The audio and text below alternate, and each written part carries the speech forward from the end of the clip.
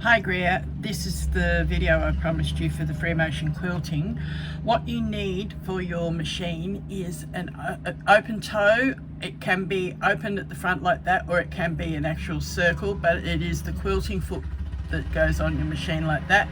That part goes on where the screw is, and that little part there sits over the top of the needle arm that goes up and down like when you put a walking foot on. So I'm going to put that on. You also need 2 layers of fabric and your batting just sandwiched together, and I'll be back in a moment and show you the rest of it once I've put that foot on.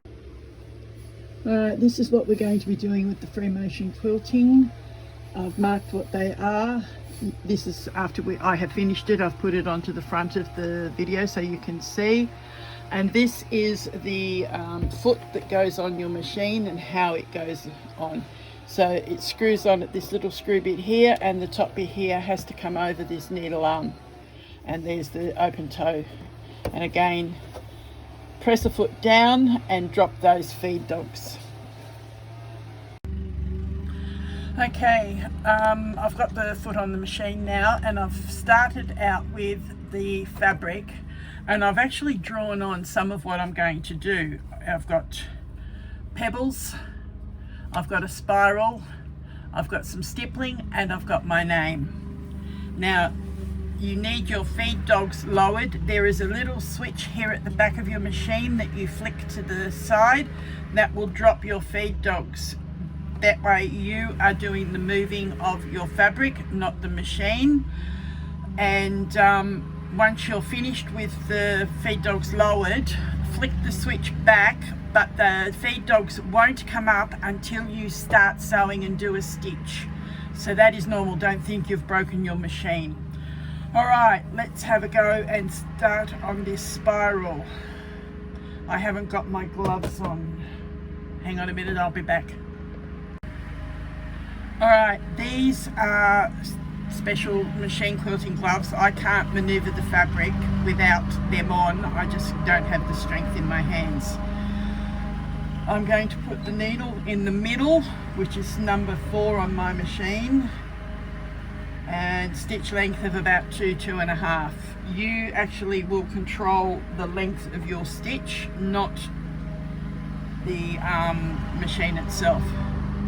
You can either control with the button or with your foot. I'm going to actually do it with the button. You need the needle down, and we will start. And I'm just following along that line. You don't turn your fabric, you move the fabric instead.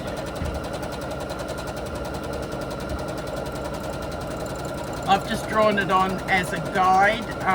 Free motion quilting, normally you wouldn't draw it on, you would just do it.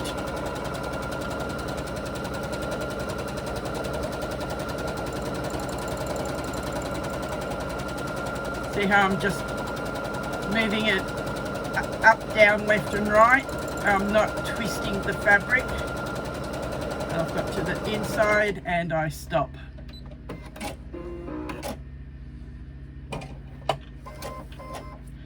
And that is the spiral sewn. Now we'll do some of the stippling. Stippling just goes in all different directions. It just meanders. There's no right or wrong.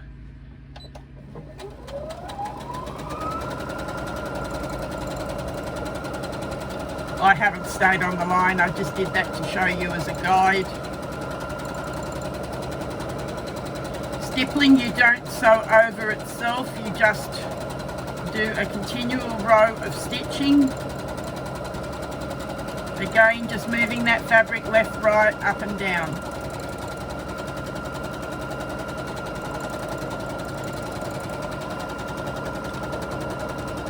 And back to... Again, I just did that like that, and back to where we started. Now I'm going to do a little bit harder. I'm going to do my name. You should be used to being able to do the movement of where your name goes because you sign it all the time.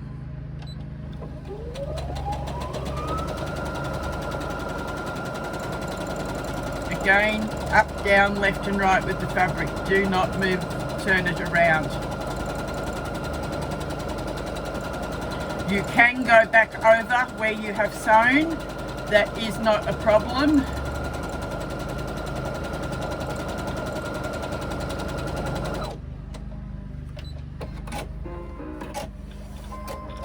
And that is my name done. The last one on here that we need to do is the pebbles. Now with the pebbles, because you can't get a start and a stop of where the pebbles join each other, you then will go over the top of where you've sewn, but you must try and stay on top of each other.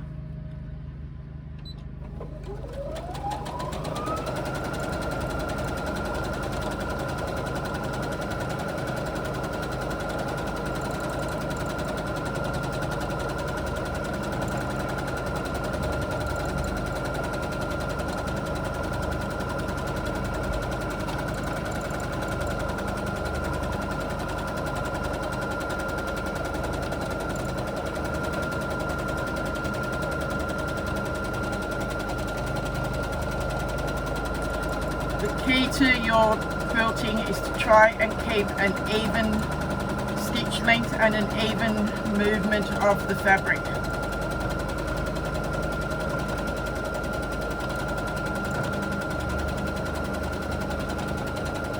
Right, now this pebble I'm over on the right hand side, and my next one that I need to stitch is on the left, so I've got to follow that row of stitching till I get to the next pebble.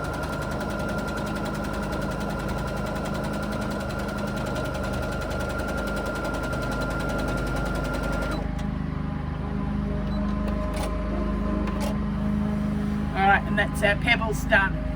Now the next one is the hardest to do because you've got to try and fill it in, but this is what they call thread painting. In actual fact, you just sew in the same direction, up and down, up and down, up and down, and you can go over itself. The more you go over it, the thicker it will become. This is if you've got like fur on an animal or flowers, you're trying to fill in the petals. And you can change the colours of your thread to give you depth and shape and everything to it. I'm just using the one colour at the moment, just doing it. So now if I want to change directions of where the threads go, I can do that. Like if you're doing a petal on a flower, you could do that. Just going over and over.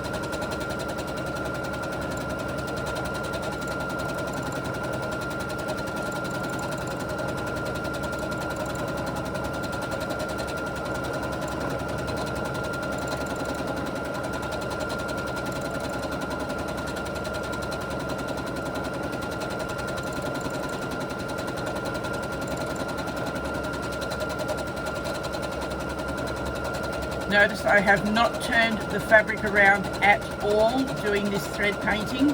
I'm just changing the direction in which I move the fabric.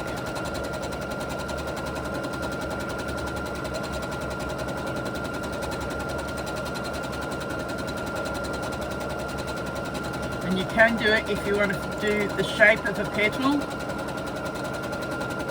Now you can do your thread painting up and down, filling in the shape.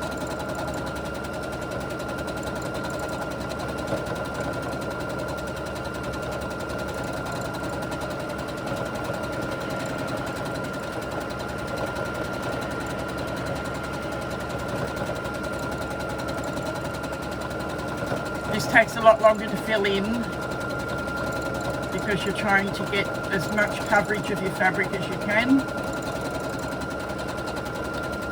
A lot of people use this when they're doing panels of animals or something, and they're actually filling in the fur to give it depth and coverage. And that's where you would definitely change colours of your threads.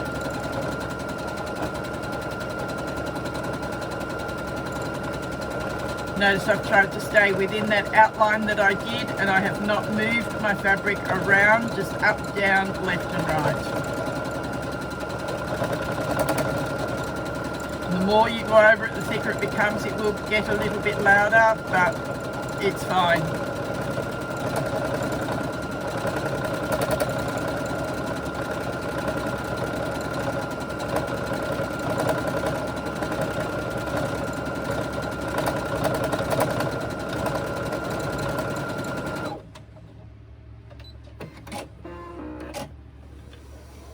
And that's the thread painting up close. There's the spiral up close, Pebbles up close, the stippling up close, and my name. Have fun and just practice. The more you do it, the better it will become. These gloves are special machine quilting gloves. They're a little bit rubberized on the end and they actually grip the fabric. You can also get a circular shape that's got handles on it that grip the fabric and you just move it like that, but I found that a lot harder to control. I was better with the gloves. Have fun.